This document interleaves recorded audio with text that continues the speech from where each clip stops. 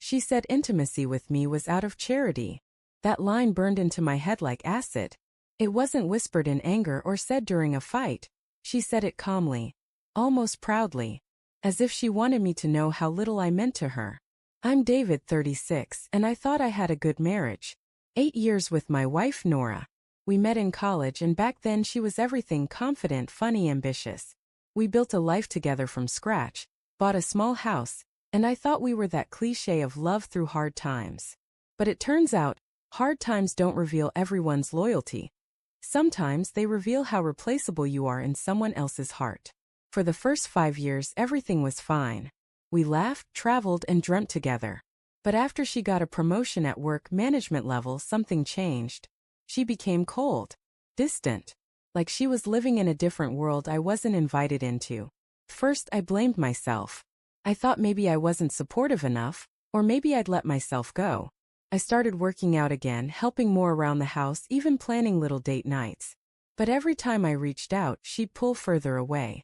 Then one night I tried to kiss her while we were watching a movie, and she flinched like I'd done something wrong. I froze and asked quietly, "What's wrong?"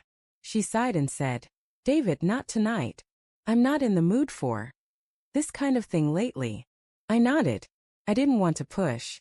But lately turned into weeks. Then months.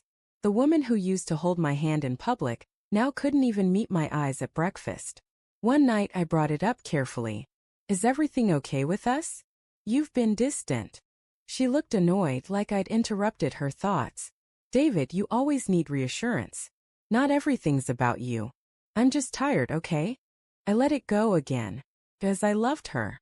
But here's the thing. Love doesn't survive on silence. It rots. Slowly. Her phone started buzzing more often.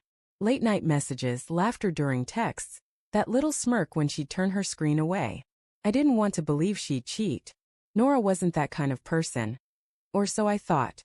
One night, I walked into the kitchen around midnight to grab water. Her phone was on the counter, screen glowing. A message popped up. "You're the only one who understands me." And his name, Ethan. My stomach dropped. I didn't touch the phone. I just stood there staring as my mind screamed every possible explanation. Maybe it's a coworker, maybe I'm misunderstanding, but deep down I knew. That night I couldn't sleep. I stared at the ceiling, listening to her soft breathing beside me, wondering how long I'd been living a lie. The next day I acted normal. I started paying attention: who she texted, how often she smiled at her screen, how she suddenly started wearing perfume to work. 2 weeks later, the truth came out in the ugliest way possible. It was Saturday night. I'd cooked dinner, steak, her favorite, trying one last time to bridge whatever distance had grown between us. But she barely touched her food. She looked irritated, scrolling on her phone. Finally I asked, "Nora, can you put your phone down for 5 minutes and talk to me?" She rolled her eyes. "God, you're so needy lately." "Needy? I'm your husband, Nora. I just want to feel like we're still us." That's when she laughed, cold and sharp. "Us? David, wake up. You think this is some fairy tale? I'm not 20 anymore. And you're not exactly the man I married. You want the truth." I just stared at her, my chest tightening. "Yeah, tell me the truth." She set her fork down and said it, without hesitation. "Being intimate with you feels like charity, like I'm doing you a favor. I've lost attraction, David. Completely." For a moment I couldn't even breathe. My ears rang. My throat tightened. "Charity." I stood up slowly, trying not to let my voice break. "Then why are you still here?" She looked at me, almost pitying. "Because it's convenient. You handle everything. Bills, repairs, groceries. I don't have to lift a finger." That was it. That was the moment something inside me snapped. Not in anger, but clarity. I didn't argue. I didn't yell. I just said, "Okay." The next morning I packed a small bag and left. But not before setting something in motion. You see, I'd already spoken to a lawyer the week before. After seeing that text from Ethan, I quietly began preparing, transferring half the joint funds into my own account, documenting her expenses, even tracking her work trips. Turns out those overnights weren't for work, they were for him. And when the divorce papers hit her inbox a week later, she lost it. She called me screaming, "You can't do this to me. I'll have nothing." I said calmly. You said intimacy with me was charity. I'm just freeing you from the obligation. There was silence on the line. Then she whispered, You knew. Yes, I said. And I wanted to see how far you'd go. Turns out, far enough to send love notes from her office email, which my lawyer used as evidence.